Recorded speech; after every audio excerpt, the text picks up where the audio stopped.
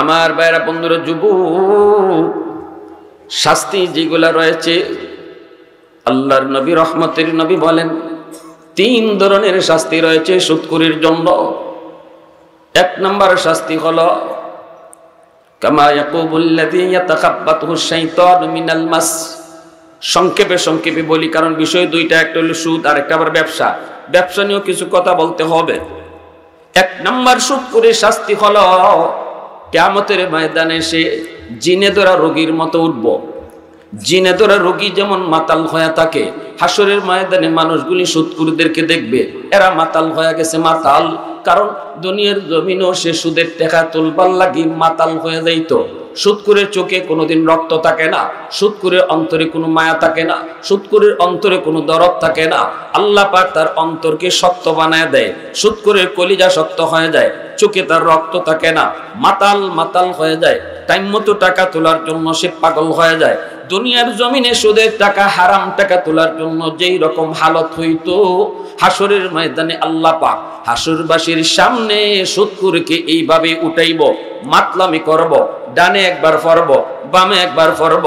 মানুষেরা কইব এ ইতা করে কেনে, মানুষেরা কইব ইতা করে কেনে, আরেকজনে কইব এ মার্কা মারা সুদখোর। জানোস না নি এ আমাদের দয়ামির বাজারের মার্কা মারা সুদখোর, এ আমাদের গ্রামের মার্কা মারা সুদখোর। এর বউও সুদ খাইতো, এ নিজেও সুদ খাইতো, এজন্য আল্লাহ তারা এই শাস্তির মধ্যে ফেলাইছে। 2 নম্বর সুদখোরের শাস্তি হলো মেরাজের রজনীতে আল্লাহর নবী বলেন জাহান্নাম যখন আমাকে দেখানো হয়, আমি দেখলাম কিছু মানুষ বুতুনুহুম কাল বুয়ুত ফিহাল হাইয়াত তুরা মিন খারিজ বুতুনিহিম। একদল মানুষকে আমি দেখলাম তাদের পেটটা ঘরের মতো, এই পেটের ভিতরে সাপ ভরা, সাপে কিলবিল করে। পায়খানার রাস্তা দিয়া সাপ বের হয়, মুখ দিয়া সাপ বের হয়, নাকের ছিদ্র দিয়া সাপ বের হয়, বডির যতগুলি ছিদ্র সবগুলি ছিদ্র দিয়া সাপ বের হইতেছে রে যুবক। আল্লাহর নবী বলেন আমি দেখতেছি শাস্তি তো জাহান্নামে কত রকমের হয়, কিন্তু অপমানজনক শাস্তি, এই শাস্তিটা আমি একদল মানুষকে দেখলাম। আমি জিব্রাইলকে বললাম ভাই জিব্রাইল মান হাউলাই। জিব্রাইল বলেন হাউলাই আকালাতুর রিবা। ওগো নবীজি, আল্লাহ নবী বলে জিব্রাইল এরা কারা, কি এদের পরিচয়? পেটের ভিতরে সাপ, বডির ছিদ্র দিয়া কিলবিল করে বের হইতেছে, এরা কারা, এদের পরিচয় কি একটু কও। জিব্রাইল আমিন কয় নবী গো, এরা আপনারই উম্মত। আপনার উম্মতের ভিতরে যারা সুদ খাইতো, সুদের লেনদেন করতো। এর যুবক সুদখোর কয় দল জানোনি? সুদখোর কিন্তু একদল না, সুদখোর খালি একজন না, সুদখোর হইল 4 জন। নবীজি বলেন লাদা রাসূলুল্লাহ সাল্লাল্লাহু আলাইহি ওয়াসাল্লাম, সত্যের পথ অবলম্বন করুন। KH Islamic media. কারো রুচি যদি এমন হয় যে মারে বিয়া করতে পারে, হে জন সুদ খায়, নাউজুবিল্লাহ যখন, তাও এটা সর্বনিম্ন গুনাহ যদি এটা হয়, আপনারা কইন সর্বোচ্চ গুনাহটা কত বড়? সর্বনিম্ন গুনাহটাই আমরা মুখ দিয়ে বাইর করতাম পারি না, গা শিহরে উঠে, শুনলেই মাথা হ্যাং মারে। কি কইছেন আল্লাহ রাসূল? আর সর্বোচ্চ গুনাহ কইছেন আল্লাহর সাথে যুদ্ধ। সুদখোর সুদ হারাম জানার পরেও যে ইন্টারেস্ট কোক আর এই কোক আর হেই কোক যত নামই বানাক, যদি সে সুদ খায় অথচ ভালো করে জানে এটা হারাম, সে যেন আল্লাহর সাথে যুদ্ধে লিপ্ত হইছে। কার সাথে যুদ্ধ? আল্লাহর সাথে যুদ্ধ। আর সর্বনিম্ন হইছে এর লাগে মারে বিয়া করো, এর লাগে সহজ। নাউজুবিল্লাহ। আমার ভাইরা বন্ধুরা, যুবক শাস্তি যেগুলা রয়েছে, আল্লাহর নবী রহমতের নবী বলেন 3 ধরনের শাস্তি রয়েছে সুদখোরের জন্য। 1 নম্বর শাস্তি হলো কামা ইয়াকুবুল্লাযী ইয়াতাখাব্বাতুহু শাইতানু মিনাল মাস। সংক্ষেপে বলি, কারণ বিষয় দুইটা, একটা হলো সুদ আর একটা আবার ব্যবসা। ব্যবসা নিয়েও কিছু কথা বলতে হবে। 1 নম্বর সুদখোরের শাস্তি হলো কিয়ামতের ময়দানে সে জিনে ধরা রোগীর মতো উঠব। জিনে ধরা রোগী যেমন মাতাল হয়ে থাকে, হাসরের ময়দানে মানুষগুলি সুদখোরদেরকে দেখবে, এরা মাতাল হয়ে গেছে। মাতাল কারণ দুনিয়ার জমিনও সে সুদের টাকা তুলবার লাগি মাতাল হয়ে যাইতো। সুদখোরের চোখে কোনোদিন রক্ত থাকে না, সুদখোরের অন্তরে কোনো মায়া থাকে না, সুদখোরের অন্তরে কোনো দরদ থাকে না। আল্লাহ পাক তার অন্তরকে শক্ত বানায় দেয়, সুদখোরের কলিজা শক্ত হয়ে যায়, চোখে তার রক্ত থাকে না, মাতাল মাতাল হয়ে যায়। টাইম মতো টাকা তোলার জন্য সে পাগল হয়ে যায়। দুনিয়ার জমিনে সুদের টাকা, হারাম টাকা তোলার জন্য যেই রকম হালত হইতো, হাসরের ময়দানে আল্লাহ পাক হাসরবাসীর সামনে সুদখোরকে এইভাবে উঠাইব, মাতলামি করব, ডানে একবার ফরব, বামে একবার ফরব। মানুষেরা কইব এই ইতা করে কেনে, মানুষেরা কইব ইতা করে কেনে, আরেকজনে কইব এ মার্কা মারা সুদখোর, জানোস না নি এ আমাদের দয়ামির বাজারের মার্কা মারা সুদখোর, এ আমাদের গ্রামের মার্কা মারা সুদখোর, এর বউও সুদ খাইতো, এ নিজেও সুদ খাইতো। এজন্য আল্লাহ তারা এই শাস্তির মধ্যে ফালাইছে।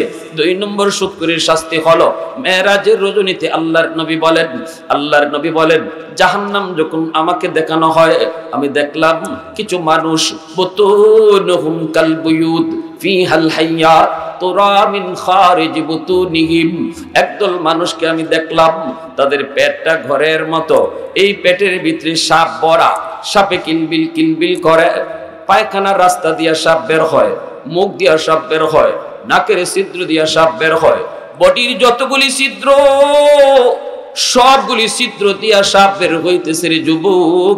আল্লাহর নবী বলেন আমি দেখতেছি শাস্তি তো জাহান্নামে কত রকমের হয়, কিন্তু অপমানজনক শাস্তি, এই শাস্তিটা আমি একদল মানুষকে দেখলাম। আমি জিব্রাইলকে বললাম ভাই জিব্রাইল মান হাউলাই, জিব্রাইল বলেন হাউলাই আকালাতুর রিবা। ওগো নবীজি, আল্লাহ নবী বলে জিব্রাইল এরা কারা, কি এদের পরিচয়? পেটের ভিতরে সাপ, বডির ছিদ্র দিয়া কিলবিল কিলবিল করে করে বের হইতেছে, এরা কারা, এদের পরিচয় কি একটু কও। জিব্রাইল আমিন কয় নবী গো, এরা আপনারই উম্মত, আপনার উম্মতের ভিতরে যারা সুদ খাইতো, সুদের লেনদেন করত। এর যুবক, সুদখোর কয় দল জানোনি? সুদখোর কিন্তু একদল না, সুদখোর খালি একজন না, সুদখোর হইল 4 জন। নবীজি বলেন লাদা রাসূলুল্লাহ সাল্লাল্লাহু আলাইহি ওয়াসাল্লাম আকিলার রিবা ওয়া মুকিলাহু ওয়া কাতিবাহু ওয়া শাহিদাইহি আও কামা ক্বালা নবী আলাইহিস সালাতু ওয়াস সালাম। নবীজি বলেন আমি রাসূলের লানত কার উপরে কই যে সুদ খায়, যে সুদের টাকা নেয়, যে সুদের লেনদেন লেখে, যে সুদের সাক্ষী হয়, এই 4 দল হইল সুদখোর। যে সুদ দেয়, যে সুদের টাকা আনে এও সুদখোর, যে আনে এও সুদখোর, যে সুদের সাক্ষী হয় এরাও সুদখোর, যে সুদের টাকা লেখা রাখে, লেনদেনটা লেখা রাখে, এরাও সুদখোর। এজন্য ব্যাংকে চাকরি করা ওলামায়ে কেরাম এটাকে জায়েজ বলেন না, কারণ সুদী ব্যাংকের ভিতরে যারা চাকরি করে এরা তো সুদের লেনদেনটাই লেখা রাখতেছে। অতএব লেখার কাজে যারা জড়িত এরাও নবী বলেন 4 দল সুদখোরের মধ্যে এরাও এক দল, নাউজুবিল্লাহ। সুদী ব্যাংকের ভিতরে চাকরি, কিতাবের ভিতরে লিখছেন শুধু দারোয়ানের চাকরিটাই জায়েজ, সুদী ব্যাংকের দারোয়ানের চাকরিটাই শুধু জায়েজ। আর সুদখোর সুদী ব্যাংকের ভিতরে ম্যানেজার বলেন আর যত পোস্ট বলেন, এই পোস্টগুলা শরীয়তে বৈধ বলে না, কারণ এরা লেখার কাজে জড়িত। এজন্যই রাসূল কইছে 4 দল হলো সুদখোর। এই 4 দলের মাথার উপরে আল্লাহর নবীর লানত, নাউজুবিল্লাহ, জোরে বলেন। যে সুদের টাকা দেয় এর মাথার উপর নবীর লানত, যে সুদের টাকা আনে এর উপর লানত, যে সুদের সাক্ষী হয় এর উপর লানত, যে সুদের লেনদেন লেখে এর উপর লানত। এজন্য মনে রাখবেন, যেখানে সুদের কথাবার্তা হইতেছে, সুদের টাকা একজনই দিব আর একজনই নিব, আপনি যদি কাছে থাকেন দয়া করে সাথে সাথে এখান থেকে সরে দিবেন। আপনি কানে যেন শুনছেনই না এমন ভাবে থাকবেন যেন আপনাকে কোন রকম সাক্ষী বানাইতো না পারে, আপনি যেন শুনছেনই না। সুদের কথাবার্তা যেখানে হয় এখান থেকে দূরে সরে যাবেন, চুপ করে সরে যাবেন এখান থেকে, আর এই মজলিসই থাকবেন না। কারণ যে সুদের লেনদেনের কথা শুনতেছে, সাক্ষী হইতেছে, এও সুদ করে গণ্য হইতেছে। নবীজি বলেন আমি দেখলাম ওই মানুষগুলির পেট ঘরের মতো হয়ে রয়েছে, আর পেটের ভিতরে সাপ। পায়খানার রাস্তা দিয়া কিলবিল করে করে বের হয়। জিব্রাইল কি জিজ্ঞেস করলাম, ভাই জিব্রাইল এরা কারা গো? জিব্রাইল কয় হা উলাই আকালাতুর রিবা, এরা আপনার উম্মতের ভিতরে যারা সুদখোর এরা। আল্লাহর নবী রহমতের নবী আফসোস করেছেন, হাসরের ময়দানে জাহান্নামে বিভিন্ন রকমের শাস্তি হইব। সুদখোরের এক প্রকারের শাস্তি হইল এদের পেটের ভিতরে সাপ থাকবো। আমি বাস্তবে একটা ঘটনা আপনাদেরকে বলি রে যুবক, আমাদের হবিগঞ্জের কোন একটা বাজার, নাম বলবো না, নাম বললে আপনারা চিনে ফেলবেন। নাম আমি বলি না, কখনো নামটা বলি না। আমার দাদাদের জবানে শুনেছি ওই বাজারে একজন মার্কা মারা সুদখোর ছিল, অনেক ব্যবসা, অনেক টাকার মালিক ছিল, অনেক পয়সা করছে। বর্তমানে তার কিছুই নাই, বর্তমানে তার আওলাদ এরা একদম ভিক্ষা করে, একদম ভিক্ষা করে। এটা আল্লাহরই কথা, এটা আল্লাহর কথা। ইয়ামহাকুল্লাহুর রিবা ওয়া ইউরবিস সাদাকা। আল্লাহ পাক কয় শুনো, সুদে যারা ব্যবসা করে, সুদে যারা লেনদেন করে, তোমরা দেখতেছো এরা টাকা অনেক বাড়ে, রাতারাতি আঙ্গুল ফুলে কলা গাছ হয়। তুমি দেখতেছো সুদ খাইয়া টাকা বাড়াইতেছে, আর আমি আল্লাহ দেখতেছি সুদখোরের টাকা কমতেছে, সুদখোরের সম্পদ কমতেছে। আমি আপনি দেখি সুদখোরের সম্পদ বাড়ে, আর আল্লাহ বলেন আল্লাহ দেখতেছেন কমে। এবার আপনারা আমারে বলবেন আমাদের দেখা ঠিক না আল্লাহর দেখা ঠিক? আওয়াজ আসতে হয়েছে, জোরে বলেন। প্রশংসা করব কার? মালিকের নাম আওয়াজ দিয়া কার? ওয়াহদাতি কি হিফাজত নেহি বেকুওয়াতে বাজু, ওয়াহদাতি কি হিফাজত নেহি বেকুওয়াতে বাজু, आती नहीं कुछ काम हक ले खुदा दा, आती नहीं कुछ काम हक ले खुदा दा। ऐ मर्द खुदा तुझको कुव्वत नहीं हासिल, जा बैठ किसी गार में अल्लाह का करिया, जा बैठ किसी गार में अल्लाह का करिया। ये सच है कि बातिल की तरफदार नहीं हम, गद्दार न समझो हमें गद्दार नहीं हम। फूलों की तरह नरम मिजाज अपना है नजर, हम तीर नहीं नेज़ा व तलवार नहीं हम, हम तीर नहीं नेज़ा व तलवार नहीं हम। মুসলমানের আওয়াজে বলি আল্লাহু আকবার। এজন্য আল্লাহ পাক রব্বুল আলামিন কয়, ব্যবসা করলে আমি আল্লাহ সম্পদ বাড়াই, দান করলে সম্পদ বাড়াই, যাকাত দিলে আল্লাহ সম্পদ বাড়ায়, দান করলে আল্লাহ সম্পদ বাড়ায়। কিন্তু সুদ খাইলে আল্লাহর সম্পদ কমায় দেয়। সুদ করে টাকা যদিও তুমি দেখো বর্তমানে বাড়ে, কিন্তু আল্লাহ পাক কয় কমে। এজন্য আমি যেই সুদ করে কথা বলতেছি, তার জমানায় সে ছিল অনেক টাকার মালিক, হয় তার জমানায় সে ফকির হবে, নতুবা তার ফোলার জমানায় সে ফকির হইব, নতুবা তার নাতির জমানায় সে ভিক্ষার জলি নিয়ে ঘুরবো। এটা আল্লাহর কথা। কার কথা? জোরে বলেন কার কথা? আরো জোরে বলেন কার কথা? এ যুবক, সুদখোর তার পরবর্তী জেনারেশন ভিক্ষার জুলি নিয়ে ঘুরবে, এটা আল্লাহ পাকের কথা রে, এটা আল্লাহ পাকের কথা। ওই সুদখোর সে অনেক বড় ব্যবসায়ী ছিল। শেষ সময় তার যখন মৃত্যু শয্যায় শায়িত, পেটটা এত বড় হয়ে গেছে, এই পেটটা এত বড় হয়ে গেছে, তখন সিলেটের আব্দুল খালিক ডাক্তার সাহেব জীবিত। খালিক ডাক্তার সাহেবের নাম অনেক মুরব্বীরাই জানেন। নিরাময় পলিক্লিনিকের মালিক ছিলেন তিনি। ইনার এখানে হাজির করা হয়েছে, নাম করা ডাক্তার ছিলেন সিলেটের, ইনার কাছে হাজির করা হয়েছে। ইনি পরীক্ষা করেছেন, মেশিন লাগায় ইনি দূর দিয়া বের হয়ে আইছেন। আইসা বলতেছেন, তোমরা কারা গো? কারা তারে নিয়ে আইছো গো? কারা? আমরা নিয়ে আইছি। তাড়াতাড়ি আমার হাসপাতাল থেকে নিয়ে বের হও, কারণ আমার মেশিনে তার পেটের ভিতরে এমন এক সাপ ধরা পড়েছে গো, যে সাপ আমি জীবনে কোনোদিন দেখি নাই। এমন এক বিষাক্ত সাপ তার পেটের ভিতরে ধরা পড়েছে। এই সাপ আমার বের করার মতো ক্ষমতা আমার নাই, আমি পারবো না, তাড়াতাড়ি করে তোমরা নিয়ে বের হও। শেষ পর্যন্ত তারে নিয়ে যাওয়া হলো ভারতের মাদ্রাজ। এখানে নিয়ে চিকিৎসা করার পর ডাক্তাররা কই চিকিৎসা করা সম্ভব না। সিলেটের খালিক ডাক্তার যেটা কইছেন, আমাদের মেশিনও এটাই ধরা পড়ছে, এই সাপ বের করার মতো ক্ষমতা আমাদের নাই, তাড়াতাড়ি করে তোমরা নিয়ে যাও। শেষ পর্যন্ত তারে নিয়ে আনা হলো। পেটের মধ্যে সাপ লই লোকটা মারা গেল। এই অবস্থায় তারে কাফন দাফন করা হলো। আমার দাদারা কইছেন খালি দাফনটা কইরে তারা কিছু দূর আইছেন, এমনি তারা কবরের মাটির চাপের আওয়াজ শুনতে পাইছেন, বাঁশের হাড়গুলা, বাঁশের কঞ্চিগুলা, বাঁশগুলা মরমর করে ভাঙতে শুরু করছে। নাউজুবিল্লাহ। এ আল্লাহর গোলাপ, আল্লাহ সব সময় দেখায় না, আল্লাহ মাঝে মাঝে দেখায়। আল্লাহ পাক সব সময় দেখায় না, কিন্তু মাঝে মাঝে আল্লাহ দেখায় তোমাকে আমাকে হুঁশ ফিরানোর জন্য। এই যুবক, আজকে তুমি সুদের টাকা দিয়ে ঘরে ঢুকাইছো, এই সুদের টাকা দিয়ে তুমি বউরে ফালতেছো, বাচ্চারে ফালতেছো, মারে ফালতেছো, সবাইরে ফালতেছো। কেউ কিন্তু তোমার এই হারাম কাজে শরীক হবে না, কেউ তোমার বিপদে সাহায্য করবে না, ঠিক কিনা? জোরে বলো। কিয়ামতের ময়দানে তোমার সন্তান তোমার পরিচয় দিবে না। ইয়াউমা ইয়াফিরুল মারউ মিন আখিহি ওয়া উম্মিহি ওয়া আবিহি ওয়া সাহিবাতিহি ওয়া বানিহি। আল্লাহ নিজে কইছেন মায়ের সন্তানে পরিচয় দিত না, সন্তানে বাবার পরিচয় দিত না। এই কথা কইতো না, ও বাবা তুমি হারাম টাকা কামাইয়া আমাকে লেখাপড়া করাইছো, ঘর বানাই দিছো, আজ আমি তোমার কিছু পাপের অংশীদার হইলাম। এই কথাটা বাপেও কইতো না, ছেলেও কইতো না, বউও কইতো না।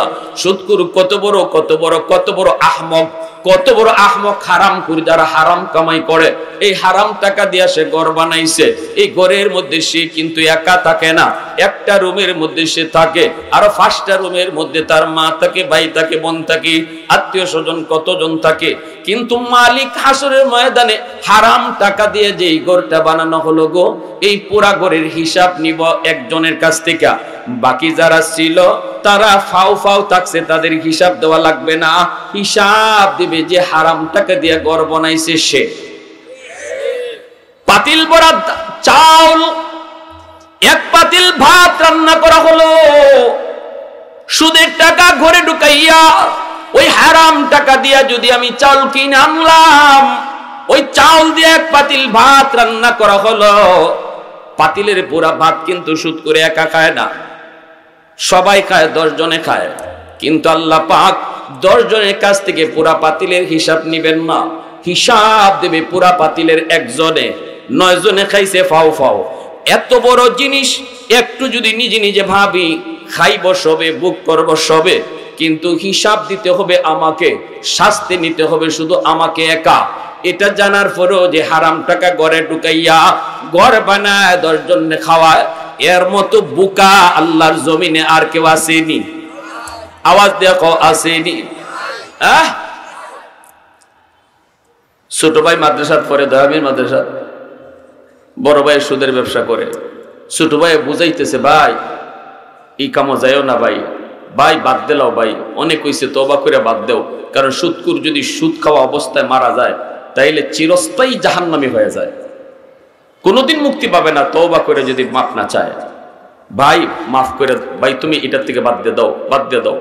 তোমার বিপদে কিন্তু কেউ ফাঁসি আইতো না। বড় ভাই কসকে তুই এত কষ্ট কইরা রক্ত পানি কইরা আমি গরম সাজাইতেছি, খাওয়াইতেছি, আমার বিপদে কেউ ফাঁসে থাকতো না? কয় না। কয় যা যা, তুই তোর ফরাত ফর জ্ঞান, এত জ্ঞান দিস না। ছোট ভাই কয় তুমি দুনিয়াতে পরীক্ষা করে দেখো, বিপদে পড়লে কয়জন তোমার পাশে দাঁড়ায়। হাসরের মাঠের চিত্রা বাদ দেও, হাসরের মাঠের বিপদ তো অনেক বড় বিপদ, দুনিয়ার বিপদ একটু টেস্ট করে দেখো। কয় কেমনে তুই টেস্ট করবে? ছোট ভাই কয় আমি তোমার লইয়া যাই, রিক্সা করে বট গাছের তলে নিমু, আর তুমি মরে দিবাই। আসলে তুমি মরছো না, তুমি মরা মানুষের বান্দর ভাই, আর তোমারে আমি বাড়িতে লই আইমো। এর পরে তুমি খালি কানটা খোলা রাখো, কে কি কয় তুমি খালি শুনবাই, কতজন তোমার বিপদে কাছে আয়। বড় ভাইকে ঠিক আছে, মরা লাশ বানাই লইছে। এই ছোট ভাই মাদ্রাসাত পড়ে তো খুব সালাক, মাদ্রাসা ছাত্রদের বুদ্ধি শুদ্ধি আসেনি না? নয়, আমরা তো মনে করি মগা। না না না, কোরআন হাদিস যারা পড়ে এদেরকে আল্লাহ আসমানি জমিনে জ্ঞান দেয়া রাখে, ঠিক কিনা? জোরে এখন আসমানি জমিনে জ্ঞান দেয়া রাখে। দাউদ আলাইহিস সালাম বিচার করে লিখছেন, মহিলা আইয়া বিচার দিছে, খুব সুন্দরী নারী। হুজুর আমি সুন্দর দেখিয়া আমারে যে কি পরিমাণ ইপটিজিং করে, যন্ত্রণায় বাঁচি না, গিয়া বিচার দিলাম কাজীর কাছে, যার কাছে বিচার লইয়া গেছি হেও আমারে বিয়া করতে চায়। এর বিচার দিলাম এর উফরের কাজীর কাছে, যে আমি গেছি বিচারের লাগি, হেও আমার দিকে লুপ করে। উফরেটার দ্বারা গেছি, হিডায় আমারে বিয়া করতে চায়। হুজুর আমি এমন বিপদ আছি, আপনার কাছে আইছি, আমি বিচার চাই। তেন বিচার করবা। এই অবস্থায় দেখা যায় ওই যারা প্রিজিং করতো এরা উল্টাইয়া বিচার দিছে। আপনার কাছে মহিলা বিচার দিছে, এই মহিলার চরিত্র ভালো না, এর চরিত্র ভালো না, এ কোনো মানুষ পছন্দ করে না, কারণ এ জিনা করে কুত্তার লগে, নাউজুবিল্লাহ জোরে হয়, মিথ্যা একটা অপবাদ দিয়ে দিছে কুত্তার লগে করে, কারণ এই জন্য পুরুষ কেউ পছন্দ করে না। দাউদ নবী কোন পুরুষ মানুষ তো ইয়া কুত্তার লগে করে, এটা তোমরা অপবাদ দিছো। কয় না না, সাক্ষী আছে, সাক্ষীও কিন্না লই আইছে। বাংলাদেশেও সাক্ষী কিনতে পাওয়া যায়নি না যায় না? আদালত ফারাত সাক্ষী গুড়ে, আদালত ফারাত সাক্ষী গুড়ে, আপনি টেহা দিলেই সাক্ষী কিনে আনতে পারবা। ঘটনা ঘটছে শেরপুর, সাক্ষী দিব ফরিদপুরের লোকে, ঠিক কিনা জোরে বল? 500 টাকা দিলে এখন সাক্ষী কিনতে পাওয়া যায়। কত বড় কবিরা গুনাহ যেটা, শাহাদাত জোর, মিথ্যা সাক্ষী দেওয়া। আল্লাহর দরবারে এটার বিচার হইব। কিন্তু ওই বিচার এই এরা কয়েকজন সাক্ষীরও কিনে লই আইছে। সাক্ষীরা কহ আমরা দেখছি কুত্তার লগে করে, নাউজুবিল্লাহ জোরে এখন। এখন সাক্ষী প্রমাণের মাধ্যমে যখন এটা প্রমাণিত হয়ে গেছি গা, দাউদ আলাইহিস সালাম রায় দিয়েছেন মহিলার বিরুদ্ধে, অথচ মহিলা বলতেছে না। সুলাইমান আলাইহিস সালাম সুডো, দাউদ নবীর ছেলে সুলাইমান আলাইহিস সালাম আসমানি জমিনে জ্ঞান বুঝছেন কারে কয়। তিনি বলতেছেন আব্বা আমার কাছে একটু বেজাল বেজাল লাগতেছে, শুধু মানুষের একটু বেজাল বেজাল লাগতেছে। বাবা কি করবো, সাক্ষী প্রমাণ তো একই কথা কইতেছে। আব্বা আমার একটু সময় দিন। যে 3 জন সাক্ষী আছিল সুলাইমান ইসলামের 3 জন আলাগ আলাগ লয়ে গেছিল এক এক রুম নিয়ে। এখন তুমি নিজের চোখে দেখছো কুত্তার লগে করে? বলে জি। কুত্তার রংটা কি জাত ছিল? কৌশল এখন খালা হিডারে লয়ে গেছো না আরেকটারে, এরা আরেক রুমনিয়া, তুমি নিজের চোখে দেখছো? বলে হ দেখছি। কুত্তার রংটা কি জাত ছিল? দলা। 3 নম্বর আরেকটা দেখুন, তুই আয়, হেরে নিয়ে গেছিস এই রুম, তুই দেখছ? বলে হ। রংটা কি জাত ছিল? লাল। কিতা বুঝেন? দাউদ আলাইহিস সালাম আল্লাহর কাছে মাফ চাইছেন, আল্লাহ আমার ফুতে আজকে আমারে বাঁচাইছে। আল্লাহু আকবার জোরে কও। নাজিম সাহেবরে মাদ্রাসা হুজুরে লই গেছে দইরা, হুদাহুদি মামলা। নাজিম সাহেবকে হারাইছেন মাননীয় আদালত, মাই লর্ড আমি আমার হুজুরের পক্ষে উকিল হইতাম। প্রতিপক্ষ উকিল কয় জিনা জিনা। মেসা বলতে উকিলাতি সার্টিফিকেট আছে নি, এখানে উকিলাতি করতো। উকিল হইতে গেলে বোরকা সুরকা ফইরা অন লাগে, টাই টুই লাগাইয়া আবার সার্টিফিকেট লইয়া অন লাগে। তাই না ইয়া কইবা উকিল হইতা? জিনা মাই লর্ড ইওর অনার, অসম্ভব। কোন হুজুর মুজুর এখানে এলাও না, হুজুরের কাম হইলো ওয়াজ, মাঠো এখানো না। তখন নাজিম সাহেব কইতেছে মাননীয় আদালত আমার মক্কেল গরিব মানুষ, উকিল ধরতে পারতো না, আমি 2টা কথা কইমো, বেশি না। তখন খালি ওই উকিলে খালি না করতেছে, কয় না না ওইতই না।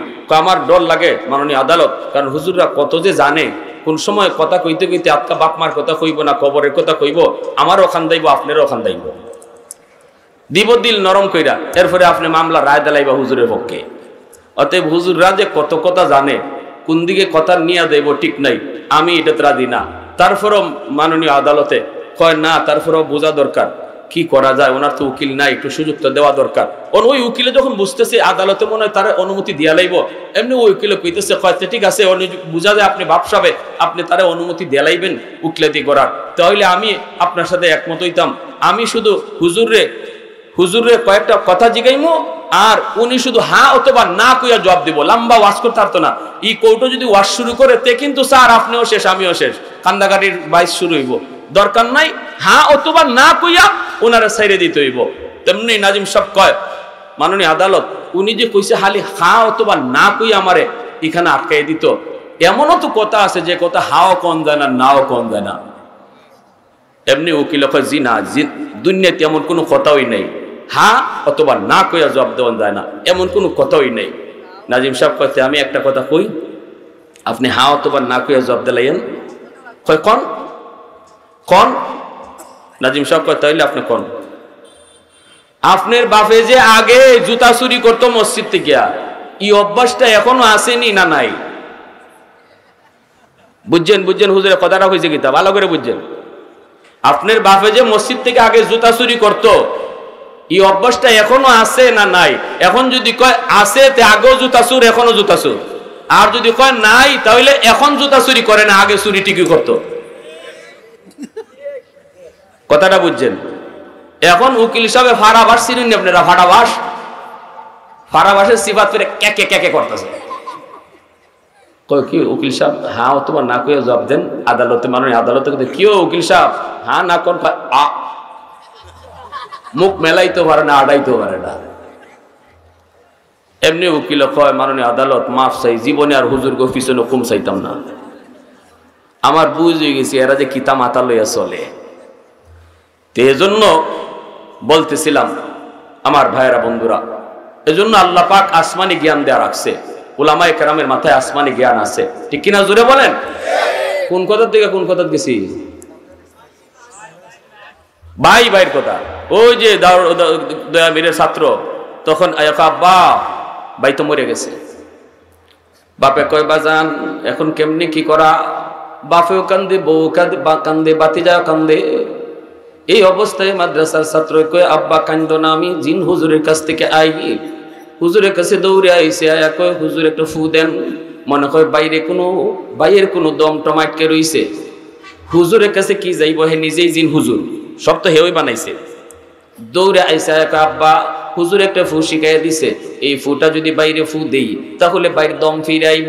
দমটা বুকে আটকে রইছে, এটা একটা জিনে কারবার করছে, এটা বদ জিনে একটা কারবার করছে। হুজুরে ফু শিখাইয়া দিছে, ফুটা দিলেই ভাই জিতা হয়ে যাইব। বাপা কয় তাড়াতাড়ি ফু দে বেটা, দেরি করস কেন? কাব্বা পরে হুজুরে কইছে এই ফুটা বাইরে দেওয়ার আগে জিতা একজন মানুষের গায়ে দেওয়ান লাগবো। ওই জিতা মানুষটা ফু খাইয়া জিতাও থাকতে পারে, মইরেও যাইতে পারে, সম্ভাবনা আছে দুইটারই। তবে বাইরে ফু দিলে বাই যে জিতা হইব 100%, কোনো ধরনের সন্দেহ নেই। আব্বা বাইটারে জিতা করার জন্য আমি তোমার গায়ে ফুটা দিমুনি, তুমি যে মইরা যাইবা এটা শিওর না, মরতেও পারো বাঁচতেও পারো। যে ভাইটা এত কষ্ট করে সংসার চালায় গো বাবা, ওই ভাইটারে বাঁচানোর জন্য তোমার গায়ে ফুটা তুমি নিবাইনি। এমনি বাপে কয় রাখ, এর বউরে ডাক দে। মরা বেটা শুনতেছেনি? মরা না জিতা? জোরে কও ভাবি, ভাবি খাইন্দো না, ভাই জিতা হইব, জিতা হইব। ফু শিখাই দিছে হুজুরে, ফুটা আমি আপনার গায়ে দিমুনি না দেব না, আব্বাই তো লয় না। ভাবি গো তুমি যে মইরা যাইবা এটা কিন্তু শিওর না, তবে ভাই যে জিতা হইব এটা 100%। এমনি ভাবে কয় যেখানে আছো এখানেই থাকো, যে মরছি হই মরুক। মরা বেটা শুনতেছেনি? মরা বেটা কয় আচ্ছা যে মরছি হই মরতো, দেখারও জিতা হইয়া লই। বাতিজারে ডাক দিছে, বাতিজা খাইন্দ না, বাতিজা তোমার আব্বা জিতে হইব। ফুটা লইবাইনি, তোমার মায়া লয় না, তোমার দাদাও লয় না। ফুলা কয় চাচা তুমিও আমার আব্বা, হিগানোই থাকো। এমনি মরা বেটা উঠতে দিছে, এক দূরে দেয় আমির মাঝে সাথ। মরা বেটা কে হুজুর আমার তওবা করান, জীবনে আর সুদ খাইতাম না, সুদের টাকায় লেনদেন করতাম না, বুঝে লাইছি কে কদ্দুর করবো, ঠিক না? নিজের খোকা। হাশরের ময়দানে আল্লাহর নবী রহমতের নবী বলেন জাহান্নামের ভিতরে ঢুকে দেখি একটা রক্তের নদী। এই রক্তের নদীর ভিতরে একটা মানুষ সাঁতরাইতে সাঁতরাইতে কিনারায় আসে। এমনি একজন ফেরেশতা এত মোটা পাথরটা লইয়া তার মাথার মধ্যে মারলে পরে সে আবার রক্তের নদীর মাঝখানে যায়। পাথর মারা মাত্রই তার মাথাটা একদম ফাইটটা সিটকা মগজ বাইর হয়। এরপরে মগজটা আবার মাথাটা আবার ঠিক হয়, আবার নদীর মাঝখানে যায়, কিনারো আইলে পরি পাথরের আঘাত পায়। আল্লাহর নবী জানতে চেয়েছেন ভাই জিব্রাইল এরা কারা? জিব্রাইল আমিন কয় এরাও সুদকুর, এই সুদকুরের শাস্তি এটা। আল্লাহর নবী রহমতের নবী এইভাবে 3টা শাস্তির বিবরণ দিয়েছেন। এক হলো হাসরের ময়দানে সুদকুর জিনদরা রোগীর মতো মাতাল হয়ে ঘুরবে। 2 নম্বর পেটের মধ্যে সাপ ভরা থাকবে। 3 নম্বর হলো রক্তের নদীতে সে ঘুরবে। এই ভাই এজন্য বলেন সুদ খাইমু না ছাড়মু?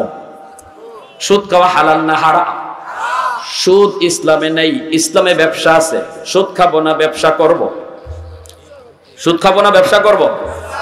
কোন সিস্টেমে ব্যবসা? 10 ভাগ রিজিকের ভিতরে 9 ভাগ রিজিক তুমি করতে পারো, দুইজনে পার্টনারশিপে ব্যবসা করবা। এই ব্যবসা যদি তুমি করতে পারো অসুবিধা নাই, তোমরা মিল্লা একজনে বলবা লাভ লস সমান সমান, দুইজনে মিল্লা ব্যবসা শুরু করেছো, এটা শরীয়তে একটা সিস্টেম।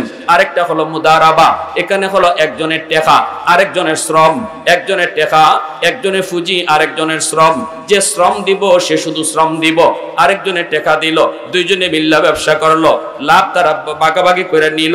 এখানে যে শ্রম দিব সে কিন্তু লসের ভাগীদার না, সে কিন্তু লসের ভাগীদার না। শ্রম যে দেয় সে লসের ভাগীদার হয় না, টাকা যে দেয় সে লসের ভাগীদার হয়, শ্রম যে দেয় সে লাভের ভাগীদার হয়। আরেকটা হলো মুরাবাহা। মুরাবাহা সিস্টেমটা হলো আপনি একটা ফ্রিজ কিনবেন, ফ্রিজ কিনতে পারেন না, 1 লক্ষ টাকা আপনার কাছে নাই, এই টাকা দিয়ে আপনি ফ্রিজ কিনতে পারবেন না। ওই অবস্থায় একজন মানুষ আইসা একটা ফ্রিজ 1 লক্ষ টাকা দিয়ে ফ্রিজটা কিনছে, কিনা আমি যে কিনতে পারি না, আমার কাছে 1,20,000 টাকায় বিক্রি করছে।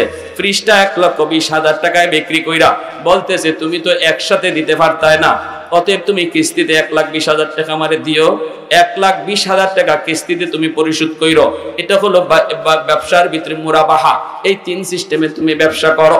এরপরে যুবক, ব্যবসার মধ্যে তুমি কখনো এমন জিনিস যে জিনিস ধরতে পাওয়া যায় না, যেটা দুকা আছে, যেটার মধ্যে দুকা আছে, লা কারারা ফিল ইসলাম, ইসলাম বলে যেটার মধ্যে দুকা আছে এই ব্যবসা হারাম নাজায়েজ।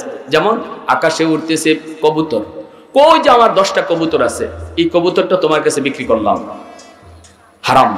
কারণ এই কবুতর প্রতিদিন তোমার বাড়িতে আসে সন্ধ্যায়, এটা ঠিক, কিন্তু আজকে নাও আইতে পারে, মাথা নাকার লাগে, ঠিক না নি?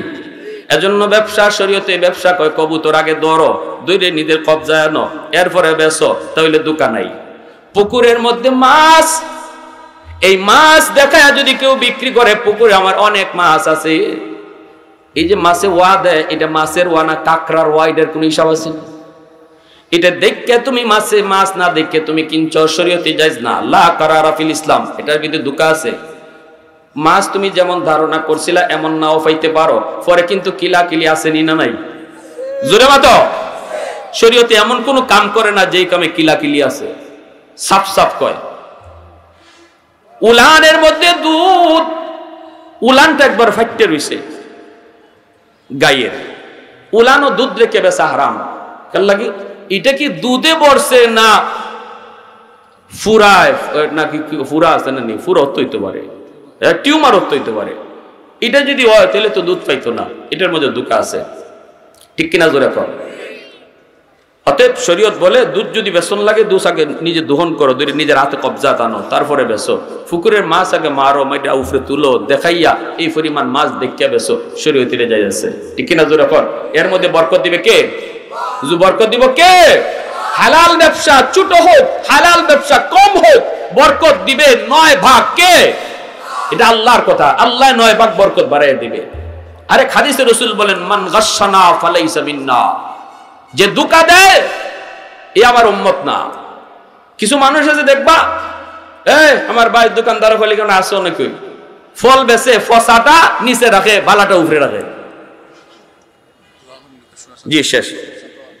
আমি একদিন গুলিস্তান কমলা কিনছি ভাই, আমি নিজের হাতে কমলা কিনছি, নিজের হাতে বাচ্চা বাচ্চা গড় লই আইসি, ম্যাডামে খুললে দেখে সব ফসা। এখন তো আমি অবাক, কমলা তো আমি নিজের হাতে বাচ্চা কিনছি। পরে আমি যখন মসজিদে গিয়ে আলাপ করি, আমার এক মুসল্লি কয় হুজুর এটা বুঝছেন না? আমি না ভাই এটা তো বুঝলাম না। ওর যে টুকরির মধ্যে কমলা বেচতেছে, টুকরির নিচে ফসা কমলা দিয়া আরেকটা ফুটলা হে রাখছে। হে আগেই ফসা কমলার ফুটলা টুকরির নিচে রাখছে, যেটা আপনারা আমরা দেখি না। আপনি যেটা বাচ্চা দিছেন যে টুকরির মাঝে যে ফুটলা, এই ফুটলা আপনারা দিছেই না, হে ফসা ফুটলাটা ধরাই দিছে। এটা কেমনে হয়? মাপবার সময় চোখের পলকে এটা করে। আপনি কাপড় বেচতেছেন, জিনিস বেচতেছেন, যে জিনিসটা যেখানে দোষ, যেখানে সমস্যা আছে, এটা কাস্টমারের না জানাইয়া না কইয়া যদি বেচেন, হালাল হবে না, হারাম। এটাই বলেছেন রসুল, মান গাশশানা ফালাইসা মিন্না। রসুল মদিনায় গেছেন, গিয়া দেখেন একজনে এরকম গম বেচে, রসুল হাত ঢুকাই দিয়েছেন, ভিতরে বিজা। আল্লাহ রসুল কই এটা ধোঁকা, উপরে তুমি শুকনাটা রাখছো, নিচে বিজাটা রাখছো, এটা হারাম ব্যবসা, এটা হালাল না। হালাল ব্যবসা করব, বরকত বাড়াবে কে? আল্লাহ আমাদের সবাইকে তৌফিক দান করুন, সবাই বলে আমিন। আলহামদুলিল্লাহ, আলহামদুলিল্লাহি ওয়াহদা ওয়াসসালাতু ওয়াসসালামু আলা মান লা নাবিয়্যা বা'দা। আল্লাহ তুমি রহমান, তুমি রহিম। আমাদের জিন্দা মুর্দা সবাইরে মাফ করো, আব্বা আম্মারে মাফ করো, মুর্দেগান রে মাফ করো, আজকের মাহফিলকে কবুল করো। যাদের স্মরণে আল্লাহ তুমি তাদের সবাইরে মাফ করো। সাল্লাল্লাহু তাআলা আলা খাইরি খালকিহি মুহাম্মাদিন ওয়া আলিহি ওয়া আসহাবিহি আজমাইন। আমিন বিরহমাতিকা ইয়া আরহামার